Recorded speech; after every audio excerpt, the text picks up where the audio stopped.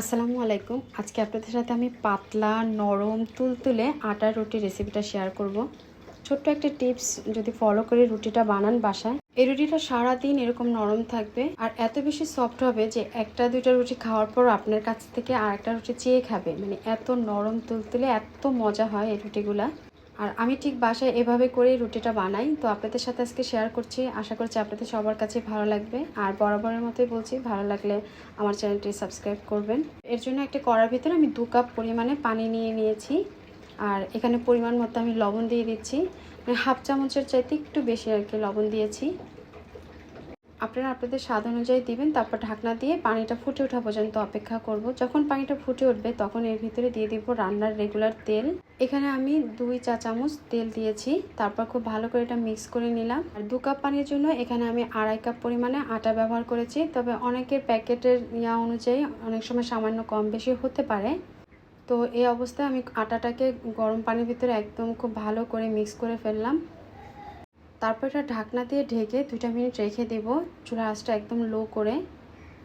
যদি আটাটা খুব ভালো করে সিদ্ধ হয় তাহলে সেক্ষেত্রে রুটিটা কিন্তু অনেক বেশি সফট হবে। আর অবশ্যই কিন্তু তেলটা দেওয়ার চেষ্টা করবেন। 2 মিনিট পরে গরম গরমই আটাটা একটা ছড়ানো প্লেটে ঢেলে নেব। তারপর হাতের ভিতরে পানি নিয়ে এটা গরম থাকা অবস্থায় কিন্তু হাত দিয়ে খুব ভালো করে মথে নিতে হবে। ঠান্ডা হয়ে গেলে মানে আটাটা বেশ রাফ হয়ে যাবে, শক্ত হয়ে যাবে, সেক্ষেত্রে কিন্তু এত সফট রুটি আর কি পাবেন না।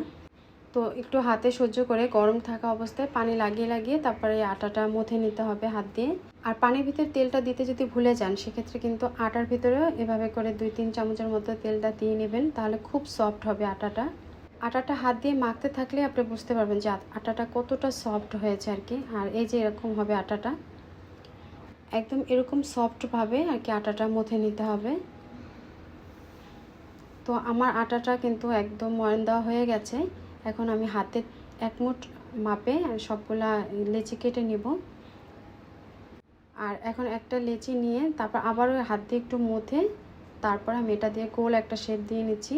এখন এটা দিয়ে একটা রুটি তৈরি করব। এত সফট করে যদি আটাটা মাখা হয় তাহলে রুটি তৈরি করতে বেশি একটা সময় লাগবে না, খুব ইজিলি গোল শেপে রুটি হয়ে যাবে।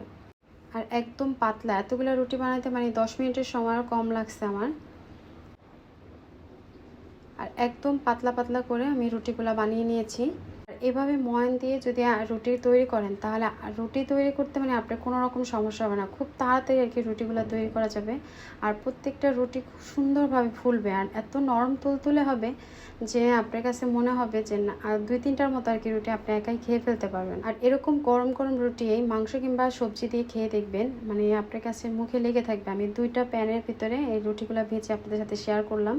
একটা হচ্ছে ননস্টিকের আর এটা হচ্ছে লোহার কড়াই। তবে লোহার কড়াইতে রুটিটা ভাজলে অনেক বেশি ফুলকো হয়। তো আলহামদুলিল্লাহ দেখতে পাচ্ছেন রুটিগুলো কত সুন্দরভাবে ফুলেছে। তো এভাবে করে আমি সবগুলা রুটি আর কি ভেজে নেব। ব্যাস তৈরি হয়ে গেল আমার নরম তুলতুলে আটার তৈরি রুটি। তো কেমন লাগছে অবশ্যই কমেন্ট সেকশনে জানাবেন। তো আজ এ পর্যন্তই, আল্লাহ হাফেজ।